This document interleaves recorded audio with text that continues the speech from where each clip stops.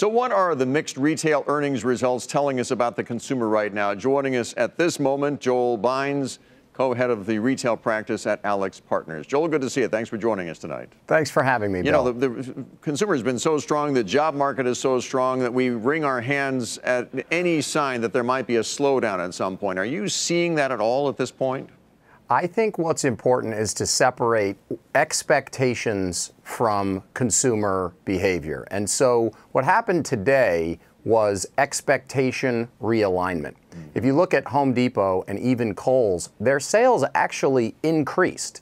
They just didn't increase by as much as the street was hoping for. So from the perspective of the question, is the consumer healthy and is the consumer shopping? The answer is definitively yes. From the question of, did we have appropriate expectations for how much business was going to go to an individual retailer versus another retailer? Maybe we were off a little bit on that, and that's what you're seeing in the stock prices today. You know, it's interesting. Yesterday, I heard Terry Lundgren, the former CEO of Macy's, speak, and he said it was his belief that there are too many retailers out there, that we might have 20% more retail capacity than we need in this country right now, and you need to see that come back to achieve some sort of balance in this industry. What do you think?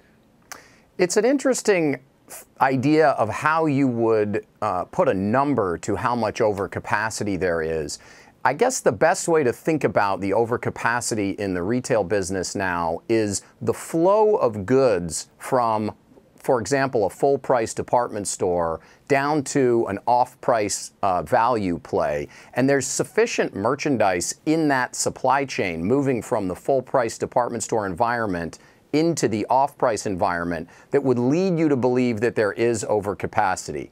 I think it's a little tricky to quantify it. Right. And then I think the other element is whether you're talking about offline capacity, i.e. stores that we drive to and make purchases in, or whether you're talking about online capacity, which is in some ways almost limitless because there isn't any real estate involved. So it depends on how you want to come at the question. Before I let you go, where do you see opportunity in retail right now? What do you like? Well, consumers always like a deal, so there's definitely opportunity in the value sector for sure. The other thing that we're looking at is we're looking at the rental sector. Now, there's not a lot of public plays in that market right now, but that's a place I'd be looking. All right. Joel Bynes with Alix Partners. Again, thanks for joining us tonight, Joel. Thanks so much, Bill.